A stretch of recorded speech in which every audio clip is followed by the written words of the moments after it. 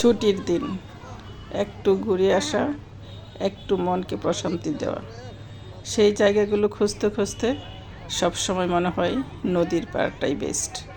নদীর পাড়ের শান্ত আবহাওয়া, সুন্দর নির্মল বাতাস, এই দেখতে দেখতে সময়টা কেটে যায়।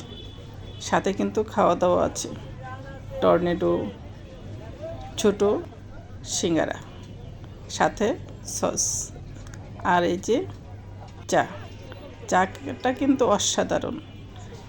এই জায়গাটা সবাই নিশ্চয়ই গেস করতে পারতেছেন কোথায় এসেছি আমরা। ছুটির দিনে একটু ঘোরাঘুরি করার জন্য চলে এসেছি বরিশালের বিখ্যাত 30 গোডাউন।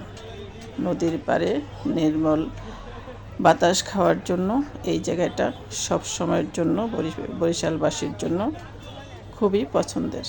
দেখুন কত লোক, তারা নিজেদের আপনজনদের সাথে, প্রিয়জনদের সাথে মিলেমিশে সময় কাটাচ্ছে। এটা একটা আইকনিক গাছ, বট গাছ। পাশেই আছে স্মৃতিসৌধ। পরিবেশটা কি সুন্দর, তাই না? সবাই যখন একসাথে ঘুরে ফিরে বেড়ায়, চারপাশটা কত মনোরম পরিবেশ। যারা এখানে আসতে চান খুব সহজেই চলে আসতে পারেন। বরিশাল শহর থেকে খুবই কাছে, রিক্সা যোগে কিংবা অটো যোগে এই জায়গায় চলে আসা যায়। এখানে আসলে কি পাবেন না, সব ধরনের খাওয়া দাওয়া, সাথে নদীর নির্মল বাতাস।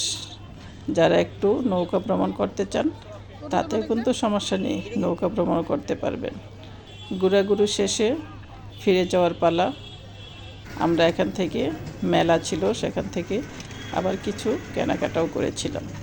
এই তো ঘোরাঘুরি শেষ, ফিরে যাচ্ছি।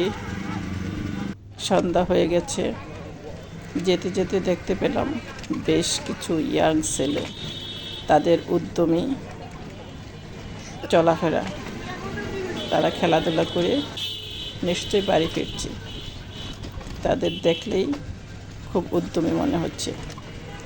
সামনেই মেলা হচ্ছিল, ঈদ আনন্দ মেলা। এখানে কিন্তু বেশ জমজমাট একটা মেলা হচ্ছে। এই তো ঈদ আনন্দ মেলা। এখানে খাওয়া দাওয়ার ব্যবস্থা আছে, বাচ্চাদের বিভিন্ন খেলার ব্যবস্থাও আছে। এই যে পুরনো ঢাকার ঐতিহ্যবাহী হোটেল, সবাই বসে নিরিবিলি খাচ্ছে। তো বন্ধুরা, যাদের ভিডিওটি ভালো লাগছে লাইক কমেন্ট করে দিবেন। আর চাটা কিন্তু বেস্ট ছিল।